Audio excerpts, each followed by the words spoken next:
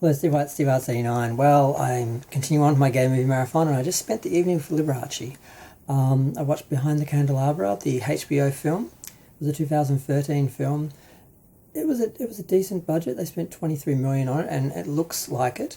They really managed to recreate the time, the period, the looks, the costumes, the makeup. Everything is amazing. They must have aged and de-aged Michael Douglas, because he gets cosmetic surgery in the film, and so does Matt Damon. And Matt Damon looks so young and beautiful at the start of the film. They must have de-aged him or used a lot of makeup to begin with. He does age over the film, and some of that is just looking his age at the time that he did the film. What was most shocking to me was at the end of the film, I saw the credits and realised that Debbie Reynolds played Liberace's mother. She had 3 prominent scenes, and I had no idea it was her. Absolutely no idea. Now, she had this white wig and that was like sort of pulled back into like a little bun at the back and all that, and didn't look anything like Debbie Reynolds in that sense. So I'm just really shocked that was her. I need to now watch that again to see her in those scenes and realise that it's her. Scott Bakula has a role as the friend who introduced them. Now, the story is the story of Scott, I think is it Scott Thornton? No, I think it's somebody else. Scott. I refer to it in Wikipedia as a biographical comedy drama. I saw no comedy in this film. It was definitely a drama. Scott Thornton, not Thornton, Thornton. He wrote a book about Liberace in 1988. Liberace died in 1986 of HIV, which I didn't realise, and really didn't need to be made public. They first said he died of a heart attack, but of course the media pushed it and investigated it, and it was announced that he did actually die of complications from HIV, which he didn't want to be known for that, so I didn't think that was necessary.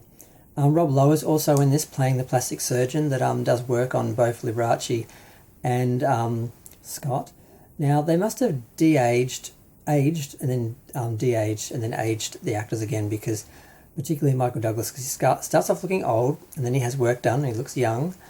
And there are some very scary scenes where he can't close his eyes and he's sleeping with his eyes open, which is, if you have plastic surgery and you can't close your eyes, that's bad.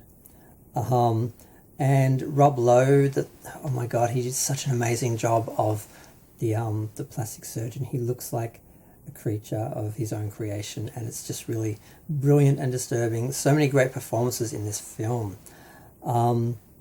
And Matt Damon looks amazing. There are a couple of scenes where he's wearing bedazzled or rhinestoned Speedos and matching little shirt outfits when he's in the pool and all this, and black and white, and everything is glamorous and over the top, and it's amazing. Basically what happens is he's introduced to Liberace. He's basically handed to him by the friend. There's another boy there who has now aged and is causing trouble, and he disappears. You don't know why he's so angry, but he's just this moody person in the background all the time.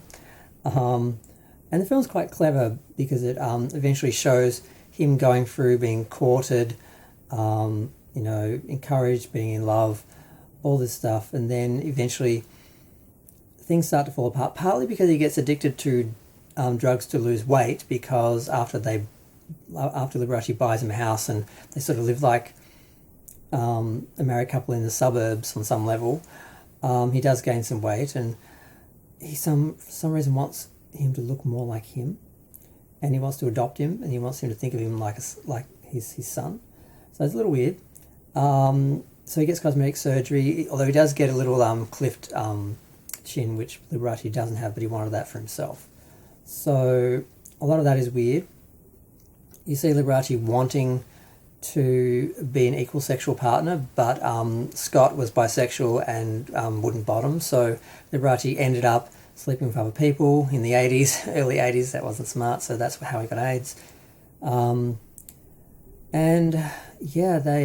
They split up, and then you see a few scenes where he's the moody one, and you see the other side of the early characters, the boys that were replaced by younger boys.